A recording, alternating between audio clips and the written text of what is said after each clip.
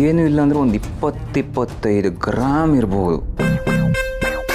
ಆಹಾ, ಚಿಂದಂಥ ಮನೆ, ಚಿಂದಂಥ ಜನ, ಚಿನ್ನನ ಊರೆಲ್ಲ ಚೆಲ್ಲಾಡಿದಾರಲ್ಲಪ್ಪ. ಹಬ್ಬ ನನಗಿವತ್ತು. ಹುಟ್ಟು ಹಬ್ಬ ಸುಬ್ಬುಗೆ, ಗಿಫ್ಟು ನನಗೆ.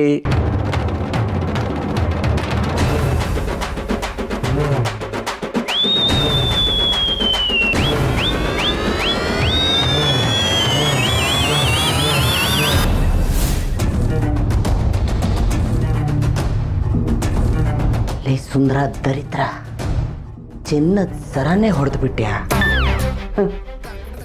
ನಾನು ನೋಡು ಒಳ್ಳೆ ಈ ಗೊಂಬೆಗಳು ನೋಡ್ಕೊಂಡು ನಿಂತ್ಕೊಂಡಿದ್ದೀನಿ.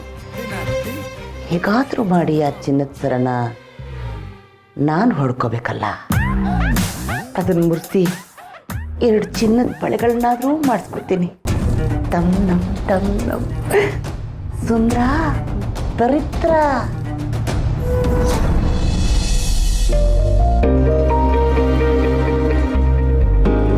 ಬಾವಾ, ಸುಬ್ಬು ಬರೋದು ತುಂಬ ಲೇಟ್ ಆಯಿತು. ಹೌದಲ್ವಾ? ಯಾಕೆ ಹೀಗೆ ಮಾಡ್ತಿದ್ದಾನೆ? ಸುಬ್ಬು, ಎಲ್ಲಿದ್ದೀಯಾ ನೀನು? ಅಪ್ಪ ನಿನಗೋಸ್ಕರ ಕಾಯ್ತಾ ಇದ್ದಾರೆ. ನಿನ್ನ ಜೊತೆ ಮಾತಾಡ್ಬೇಕಂತೆ. ಈ ಮೆಸೇಜ್ ನೋಡಿದ ತಕ್ಷಣ ಬೇಗ ಬಾ. ಏ ಸುಬ್ಬು, ಎಲ್ಲೋ ಹೋದೆ ನೀನು? ನಾವು ಎಲ್ಲರೂ ನಿನಗೋಸ್ಕರ ಎಷ್ಟೊತ್ತಿಂದ ಕಾಯ್ತಿದ್ದೀವಿ ಗೊತ್ತಾ? ನಿನ್ನ ಪ್ರೀತಿ ಮಾಡ್ದಾಗಿಂದನೂ ನನ್ನ ಕೈಗೆ ಸಿಗ್ತಿಲ್ಲ. ಅಲ್ಲ, ಎಲ್ಲಿ ಹೋಗಿ ಕೂತಿದ್ದಾನೆ ಇವನು? ಒಂದನ ಅವ್ನು ಕೆಲಸ ಮಾಡು, ನೀನು ಕೇಕ್ ಎಲ್ಲ ತಂದಿಟ್ಬಿಟ್ಟು ಎಲ್ಲ ಅರೇಂಜ್ಮೆಂಟ್ಸ್ ಮಾಡ್ಕೋ. ಸುಬ್ಬು ಇನ್ನೇನು ಬರ್ಬೋದು. ಸರಿ ಬಾವಾ. ವಿಶಾಲ್, ಎಲ್ಲ ಕೆಲಸ ಅವರೇ ಮಾಡ್ತಾ ಇದ್ದಾರೆ, ಹೋಗಿ ಸಹಾಯ ಮಾಡಿ. ಏನು ಪರವಾಗಿಲ್ಲ, ಕುತ್ಕೊಳ್ಳಿ. ನೀವು ನಮ್ಮ ಮನೆ ಗೆಸ್ಟ್ಗಳಂತ ಹೇಳಿದೆ ತಾನೆ, ನಾವಿದೆಲ್ಲ ನೋಡ್ಕೋತೀವಿ. ಹೌದೌದು, ನೀವೇನು ತಲೆ ಕೆಡಿಸ್ಕೋಬಿಡಿ. ನೀವೇನಾದ್ರೂ ಕೆಲಸ ಮಾಡಿದ್ರೆ ಅಪ್ಪಾಜಿ ನೊಂದ್ಕೊಂತಾರೆ. ನಾವೆಲ್ಲ ಗೆಸ್ಟ್ಗಳು, ನಾವು ಕೆಲಸ ಮಾಡ್ಕೊಂಡು ಕುತ್ಕೊಂಡ್ರೆ ಅವ್ರಿಗೆ ಬೇಜಾರಾಗೋದಿಲ್ವಾ? ಅಲ್ವಾ ಅಪ್ಪಾಜಿ? ಕರೆಕ್ಟಾಗಿ ಹೇಳ್ದೆ ಮಗಳೇ. ನಾವೆಲ್ಲರೂ ಸೇರಿ ಕೆಲಸ ಮಾಡೋವಂಥದ್ದು ಏನಿಲ್ಲ. ನಾವೆಲ್ಲರೂ ಸುಬ್ಬು ಕಾಯ್ಬೇಕಷ್ಟೇ. ಮಗಳೇ ಅಂತೆ ಮಗಳೇ, ಇವತ್ತಿನವರೆಗೂ ಒಂದೇ ದಿನಾನು ನನ್ನನ್ನು ಹಾಕಿ ಕರೆದಿಲ್ಲ. ನಿನ್ನೆ ಮೊನ್ನೆ ಬಂದಿರೋಳನ್ನ ಮಗಳೇ ಅಂತ ಕರೀತಿದ್ದೀರಲ್ಲ ಅಪ್ಪ ನೀವು. The number you're calling is switched off right now. ಅಣ್ಣ, ಸುಬ್ಬು ಫೋನ್ ಇನ್ನು ಸ್ವಿಚ್ ಆಫ್ ಆಗಿದೆ. ಎಲ್ಲಿದಾನೋ ಗೊತ್ತು.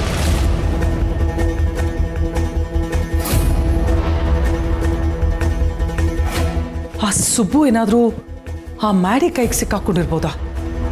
ನಂಗೆ ಬರ್ತಿರೋ ಕೋಪದಲ್ಲಿ ನನ್ನ ಎದುರಿಗೆ ನಿನ್ನ ತಮ್ಮ ಬಂದ್ರು ಅಷ್ಟೇ, ಸುಬ್ಬು ಬಂದ್ರು ಅಷ್ಟೇ, ಯಾರನ್ನು ಉಳಿಸಲ್ಲ.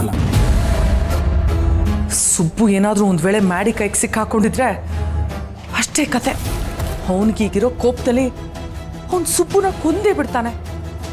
ಕೊನೆಗೇನೋ ಮಾಡೋಕ್ಕೋಗಿ ಏನೋ ಒಂದಾಗತ್ತೆ. ಛೇ, ಈ ಸುಬ್ಬು ಬೇರೆ ಫೋನ್ ಸ್ವಿಚ್ ಆಫ್ ಮಾಡ್ಕೊಂಡಿದ್ದಾನೆ. ಮ್ಯಾಡಿ ಫೋನ್ ರಿಸೀವ್ ಮಾಡ್ತಿಲ್ಲ. ಏನು ಮಾಡಬೇಕು ಅಂತಲೇ ಗೊತ್ತಾಗ್ತಿಲ್ಲ ನನಗೆ.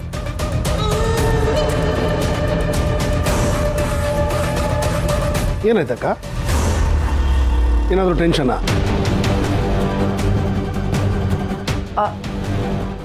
ಏನಿಲ್ಲ, ಇಷ್ಟೊತ್ತಾದರೂ ಸುಬ್ಬು ಬರಲಿಲ್ವಲ್ಲ ಅಂತ ಅಷ್ಟೇ.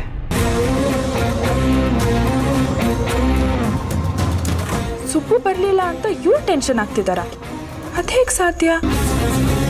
ಇವ್ರ ತಲೆಯಲ್ಲಿ ಬೇರೆ ಏನೋ ಓಡ್ತಾ ಇರುತ್ತೆ.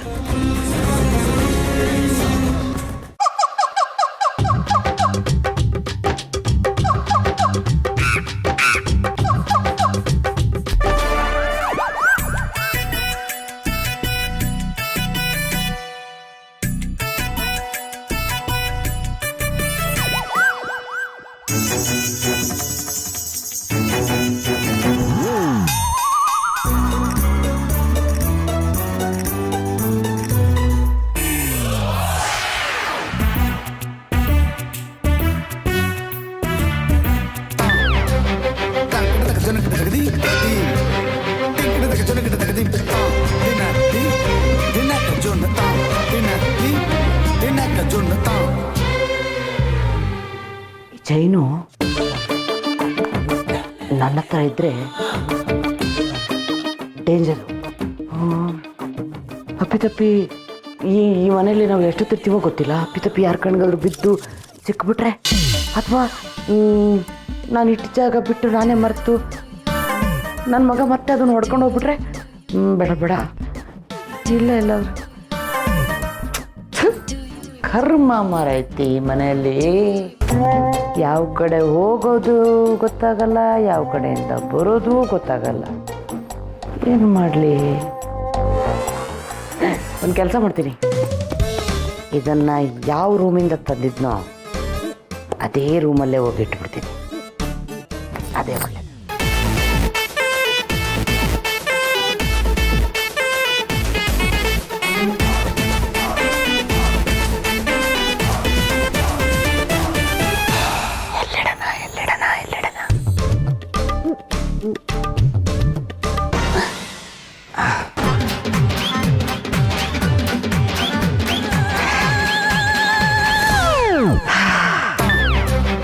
ಇಲ್ಲಿದ್ದ ಹೊರಡೋಕ್ಕೂ ಮುಂಚೆ ಇಲ್ಲಿಗೆ ಬಂದು ಈ ಹೂವಿನ ಒಳಗೆ ಕೈ ಹಾಕಿ ಬಂಗಾರದ ಸರವನ್ನು ತೆಗೆದುಕೊಂಡು ಹೋಗು.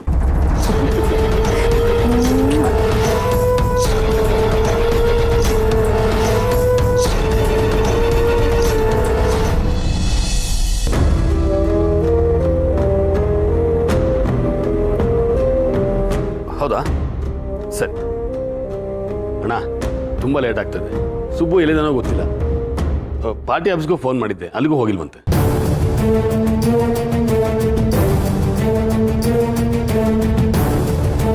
ಎಲ್ಲಿ ಹೋಗ್ಬಿಟ್ಟ ಇವನು? ಇವತ್ತೇ ಹೀಗಾಗ್ಬೇಕಾ? ಅಪ್ಪ, ಸುಬ್ಬು ಎಲ್ಲಿದ್ದಾನೆ ಅಂತ ಅವ್ನ ನೆಟ್ವರ್ಕಿಂದ ಏನಾದರೂ ಟ್ರ್ಯಾಕ್ ಮಾಡ್ಬೋದಾ? ಆಗ ನಾವೇ ಅಲ್ಲಿ ಹೋಗಿ ಕರ್ಕೊಂಬರ್ಬೋದಲ್ವಾ? ಚೇಚೆ, ಹಾಗೆಲ್ಲ ಮಾಡೋಕ್ಕಾಗಲ್ಲ. ಲೊಕೇಶನ್ ಟ್ರ್ಯಾಕ್ ಮಾಡೋನು ಹಿಡಿಯೋಕ್ಕೆ ಅವನೇನು ಕ್ರಿಮಿನಲ್ಲ.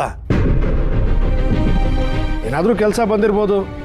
ಅವ್ನು ಪೂರ್ತಿ ಮುಗಿಸ್ದೆ ಅರ್ಧಂಬರ್ಧಕ್ಕೆಲ್ಲ ಬಿಟ್ಟು ಬರಲ್ಲ.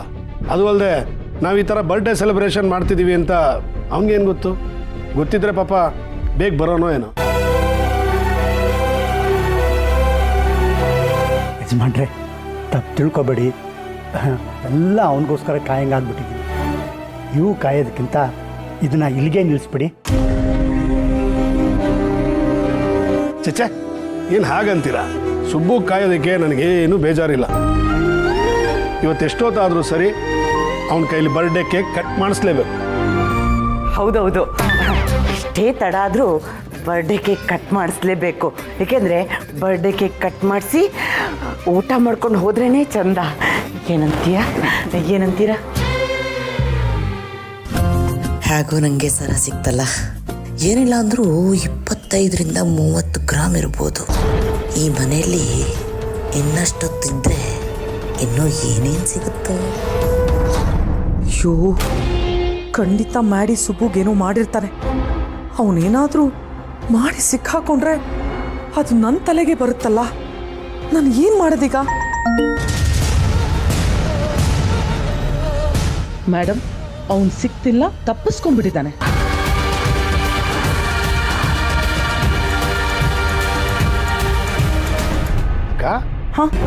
ಯಾಕೋ ತುಂಬ ಟೆನ್ಷನಲ್ಲಿ ಇದೆಯಾ? I okay? I'm okay.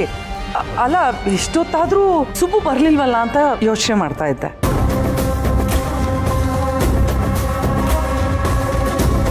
ಪಾಪ ಎಲ್ಲಿದ್ದಾನೋ ಏನೋ. ನೀನು ಮಿನಿಸ್ಟ್ರು, ನಿನಗೆ ಸಾಕಷ್ಟು ಕೆಲಸ ಇರುತ್ತೆ. ಅವನಿಗೋಸ್ಕರ ನೀನು ಇಷ್ಟೊತ್ತಾದರೂ ವೆಯ್ಟ್ ಮಾಡ್ತಿದ್ಯಲ್ಲ, ಆ ಯೋಚನೆನಾದರೂ ಅವನಿಗಿರೋದು ಬೇಡವಾ? ಸುಬ್ಬು ನಮ್ಮನೆ ಹುಡುಗ. ಅವನಿಗೋಸ್ಕರ ಒಂದೇ ಒಂದು ರಾತ್ರಿ ಕಾಯೋದ್ರಲ್ಲಿ ತಪ್ಪೇನಿಲ್ಲ. ನಿಮ್ಗೆ ಯಾರಿಗಾದರೂ ಲೇಟ್ ಆಗಿದೆ ಅಂತ ಅನ್ಸಿದ್ರೆ ನೀವು ಹೊರಡ್ಬೋದು.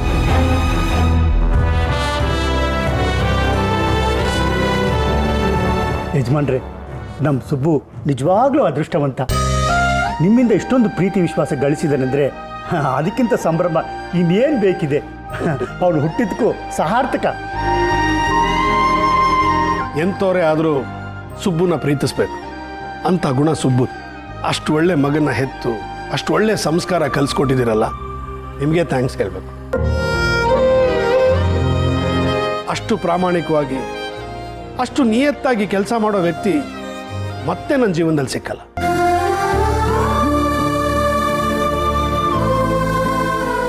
ನೀವು ಸುಬ್ರಹ್ಮಣ್ಯನ ಮೇಲೆ ಇಷ್ಟೊಂದು ಅಭಿಮಾನ ಇಟ್ಟಿರೋದು ನಿಜವಾಗ್ಲೂ ನಮಗೆ ತುಂಬ ಸಂತೋಷ ಆಗ್ತಿದೆ.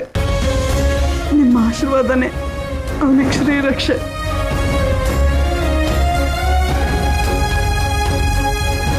ಇವರೆಲ್ಲ ಸುಬ್ಬುಗೋಸ್ಕರ ಕಾಯ್ತಿದ್ದಾರೆ. ಆದ್ರೆ ಮಾಡಿ ಸುಬ್ಬುನ ಏನು ಮಾಡಿರ್ತಾನೋ ಏನೋ. ಹಾಗೇನಾದರೂ ಮಾಡಿ ಸುಬ್ಬುಗೇನಾದರೂ ಮಾಡಿದ್ರೆ ವೀರು ಖಂಡಿತ ಅವನನ್ನು ಸುಮ್ಮನೆ ಬಿಡೋದಿಲ್ಲ. ವಂದನ, ಸುಬ್ಬುಗೋಸ್ಕರ ಒಂದು ಚಿನ್ನದ ಚೈನ್ ತಂದಿದ್ದೆ, ಒಳಗಡೆ ಹೋಗಿ ತಗೊಂಡ್ ಬಾಮ್ಮ. ಸರಿ ಪಾಪ. ಇರಿ ಚಿಕ್ಕಮ್ಮ, ನಾನು ಹೋಗಿ ಬರ್ತೀನಿ. ಅಕ್ಕನ ರೂಮಲ್ಲಿ ಇಟ್ಟಿದ್ದೀನಿ, ತಗೊಂಡ್ ಬಾ. ಹಾಂ, ತಂದೆ.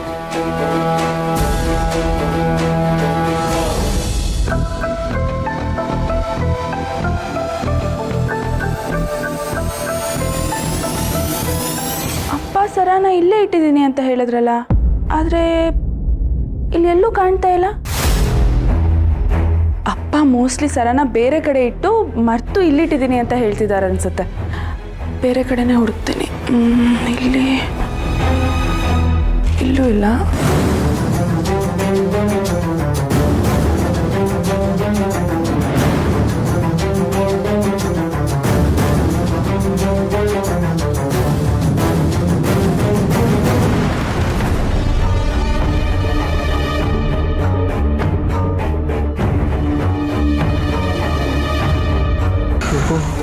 ಎಲ್ಲಿ ಬಂದು ಸಿಗಾಕೊಂಡಪ್ಪ ನಾನು. ಇವೆಲ್ಲ ಬೇಕಾಗಿತ್ತ ನನಗೆ. ಇವ್ರು ನೋಡಿದ್ರೆ ನನ್ನನ್ನು ಮುಗಿಸೋ ತನಕ ಬಿಡಲ್ಲ ಅಂತ ಅನ್ನಿಸ್ತಾ ಇದೆ. ಅಯ್ಯೋ, ನಾನು ನಂಬ್ಕೊಂಡು ಇಡೀ ಕುಟುಂಬನೇ ಇದೆ. ಅಕ್ಕನ ಜೀವನ, ತಂಗಿ ಭವಿಷ್ಯ, ಮನೆ ಜವಾಬ್ದಾರಿ ಇದೆಲ್ಲ ನೆನೆಸ್ಕೊಂಡ್ರೆ ಇವಾಗ ಆಗ್ತಿರೋದಕ್ಕಿಂತ ಭಯ ಆಗ್ತಾ ಇದೆಯಲ್ಲಪ್ಪ. ಏನು ಮಾಡೋದು? ಏನು ತಪ್ಪಿಸ್ಕೊಡೋದು ಇವರಿಂದ?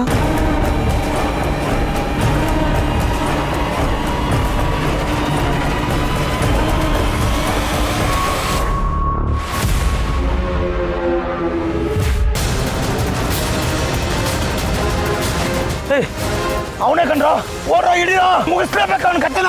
ಓಡೋ.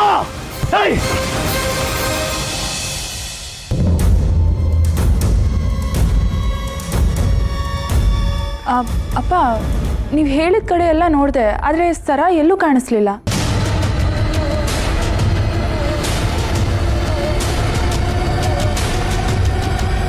ಏನು ಸರ ಕಾಣಿಸ್ಲಿಲ್ವಾ? ಅರೆ, ಅಲ್ಲೇ ಟೇಬಲ್ ಮೇಲೆ ಇಟ್ಟಿದ್ದೆ, ಸರಿಯಾಗಿ ನೋಡಿದ್ಯಾ? ಸರಿಯಾಗಿ ನೋಡಿದ್ದೀನಪ್ಪ, ಆದರೆ ಅಲ್ಲಿ ಎಲ್ಲೂ ಇಲ್ಲ.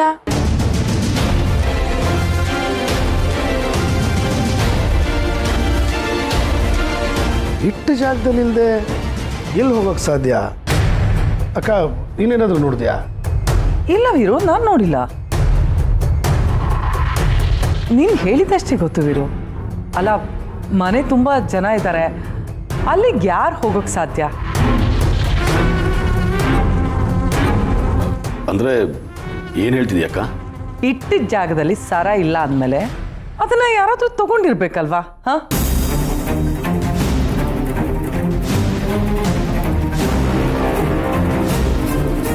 ಇಪ್ಪತ್ತು ಫ್ಯಾಮಿಲಿ ಮುಖಕ್ಕೆ ಮಂಗಳಾರತಿ ಎತ್ತಕ್ಕೆ ಇದೇ ಒಳ್ಳೆ ಸಮಯ.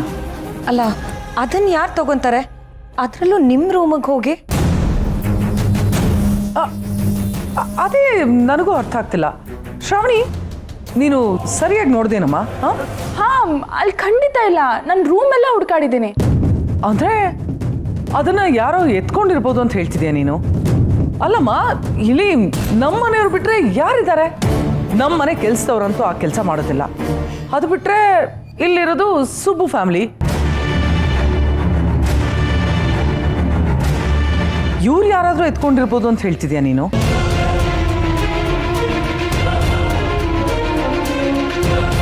ಅವಳು ಹಾಗೆ ಹೇಳಲ್ಲಕ್ಕ. ನೀನು ಏನೇನೋ ಯೋಚನೆ ಮಾಡಿ ಸುಮ್ಮನೆ ತಲೆ ಕೆಡಿಸ್ಕೋಬೇಡ. ಇನ್ನೊಂದು ಸಲ ಹುಡುಕ್ಸೋಣ. ಅಲ್ಲ ಶ್ರಾವಣಿ, ಹಾಗೆ ಹೇಳಬಾರ್ದು ಅಂತಾನೆ ನಾನು ಹೇಳ್ತಿರೋದು ವೀರು. ನಾನು ಏನು ಹಂಗೆ ಅನ್ಕೊಳ್ಲಿಲ್ಲ. ಅದೇನು ಗೊತ್ತಾ, ಈ ಮನೇಲಿ ಗೋಡೆಗೂ ಕಿವಿ ಇರುತ್ತೆ. ಹೇಳಿ ಕೇಳಿ ಇದು ಮಿನಿಸ್ಟ್ರು ಮನೆ ಬೇರೆ. ಇಲ್ಲೇ ಕಳ್ತನ ಆಯಿತು ಅಂತಂದರೆ ಪೊಲೀಸು, ಮೀಡಿಯಾ, ಪ್ರೆಸ್ಸು ಅಂತ ತುಂಬ ದೊಡ್ಡ ನ್ಯೂಸ್ ಆಗೋಗುತ್ತೆ.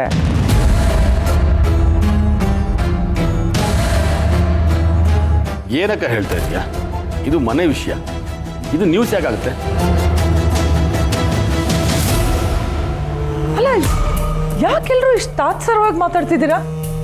ಮನೆ ಕೆಲಸದವರೆಲ್ಲ ಇಲ್ಲೇ ಇದ್ದಾರಲ್ಲ, ಅವ್ರ ಕಿವಿಗೆ ಏನಾದರೂ ಇದು ಬಿದ್ದರೆ ಅವ್ರು ಹೊರಗಡೆ ಹೋಗಿ ಪದ್ಮನಾಭ ಅವ್ರ ಫ್ಯಾಮಿಲಿ ಮೇಲೆ ಆಪಾದನೆ ಹೊರಿಸಲ್ವಾ?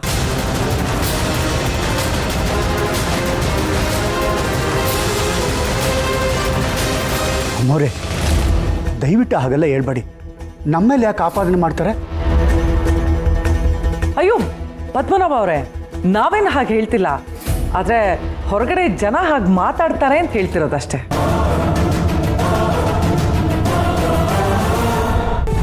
ಬೇರೆಯವರು ಯಾಕೆ ಮಾತಾಡ್ತಾರಮ್ಮ? ನಾವು ಬಂದಾಗ್ಲಿಂದ ಇಲ್ಲೇ ಕೂತ್ಕೊಂಡಿದ್ದೀವಿ, ಈ ಜಾಗ ಬಿಟ್ಟು ಕದಲಿಲ್ಲ. ಅಕ್ಕ ಪ್ಲೀಸ್, ಯಾರೋ ಏನೋ ಮಾತಾಡ್ತಾರೆ ಅಂತ ನಾವು ತಲೆ ಕೆಡಿಸ್ಕೊಳ್ಳೋದು ಬೇಡ. ಮಾತಾಡೋರಿಗೆ ಪದ್ಮನಾಭ ಅವ್ರ ಬಗ್ಗೆ ಏನು ಗೊತ್ತು?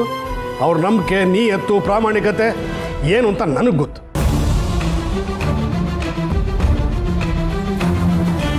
ಅಷ್ಟೇ ಅಲ್ಲ, ಅವ್ರ ಈ ಮನೆ ಬಗ್ಗೆ ಇಟ್ಟಿರೋ ಗೌರವ, ನಿಷ್ಠೆ ಬೇರೆ ಥರನೇ ಇದೆ. ಅದೆಲ್ಲ ಸರಿ ವ್ಯೂ, ಆದರೆ ಗಾಳಿ ಸುದ್ದಿಗೆ ಇದು ಯಾವುದು ಗೊತ್ತಾಗೋದಿಲ್ಲ ಅಲ್ವಾ? ಜನ ಸುಮ್ಮನೆನಾದರೂ ಏನಾದರೂ ಕತೆ ಕಟ್ತಾರೆ. ಅಷ್ಟಕ್ಕೂ ಅನುಮಾನ ಪಡೋಂಥವ್ರು ಯಾರಿದ್ದಾರೆ ಈ ಮನೇಲಿ? ಅಯ್ಯೋ ದೇವ್ರೆ, ಹಾಗಂತ ನಮ್ಮ ಮೇಲೆ ಅನುಮಾನ ಪಡ್ತಿದ್ದೀರಾ? ನಿಮ್ಮ ಕೈ ಮುಗಿದು ಕೇಳ್ಕೊತೀನಿ, ದಯವಿಟ್ಟು ನಮ್ಮ ಮೇಲೆ ಅನುಮಾನ ಪಡಬೇಡಿ. ಮೊದಲೇ ಬಡತನ ಅನ್ನೋ ಬೆಂಕಿಲಿ ನೊಂದಿ ಬೆಂದಿರೋರು ನಾವು. ಮರ್ಯಾದೆಗೆ ಅಂಜೋರು ಯಾರು ಏನಾರ ಅಂದರೆ ತಡ್ಕೊಳ್ಳೋ ಶಕ್ತಿ ಇಲ್ಲಮ್ಮ. ಮನೇಲಿ ಮದುವೆ ಆಗ್ತಿರೋ ಮಗಳಿದ್ದಾಳೆ. ನೀವೇ ಥರ ಹೇಳೋದನ್ನ ಕೇಳಿಸ್ಕೊಂಡು ಯಾರಾದ್ರೂ ಇದ್ದೇನೆ ಹೀಗೆ ಮಾತಾಡಿದ್ರೆ ಅವಳ ಜೀವನ ಹಾಳಾಗುತ್ತಮ್ಮ. ಹೌದು ಅಮ್ಮವ್ರೆ, ಬೇಕಾದರೆ ನಮ್ಮ ಮನೆಯವ್ರನ್ನೆಲ್ಲ ಚೆಕ್ ಮಾಡಿ, ನಾವು ಅದಕ್ಕೆ ಸಿದ್ಧವಾಗಿದ್ದೀವಿ. ಅರೆ, ಏನು ಹೇಳ್ತಾ ಇದ್ದೀರಾ ಪದ್ಮನಾಭ ಅವರೇ? ನೀವು ನಮ್ಮನೆ ಅತಿಥಿಗಳು, ಅದರಲ್ಲೂ ಸುಬ್ಬು ಫ್ಯಾಮಿಲಿ. ನಾವು ನಿನ್ನೆ ಮೊನ್ನೆಯಿಂದ ನಿಮ್ಮನ್ನು ನೋಡ್ತಾ ಇಲ್ಲ. ಈ ಅಂತಸ್ತು, ಐಶ್ವರ್ಯ ಇದ್ಯಾವುದು ಇಲ್ಲದೇ ಇದ್ದಿದ್ದ ಕಾಲದಿಂದ ನೋಡ್ಕೊಂಡು ಬಂದಿದ್ದೀವಿ. ಅಕ್ಕ, ಒಂದು ಕಾಲದಲ್ಲಿ ಪದ್ಮನಾಭ ಅವರು ಯಜಮಾನ್ರೆ,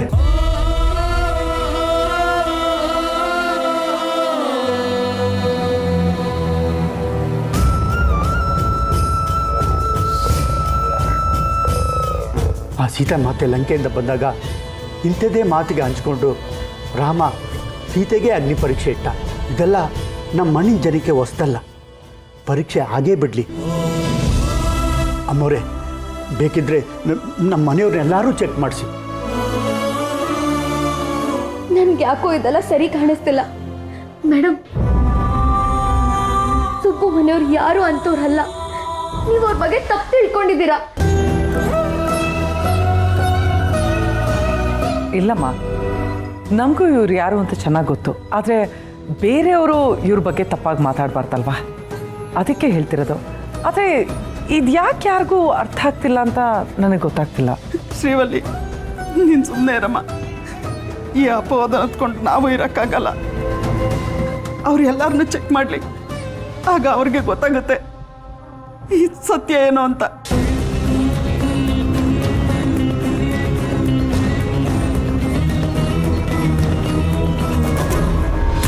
ನಿಮ್ಮಿಂದ ನನ್ನ ಮಗನಿಗೆ ಅವಮಾನ ಆಯ್ತಲ್ಲ, ಅದಕ್ಕೆ ತಕ್ಕ ಶಾಸ್ತಿ ಆಗ್ತಿದೆ. ಸುರೇಶ, ಸೌತ್ರಮ್ಮ,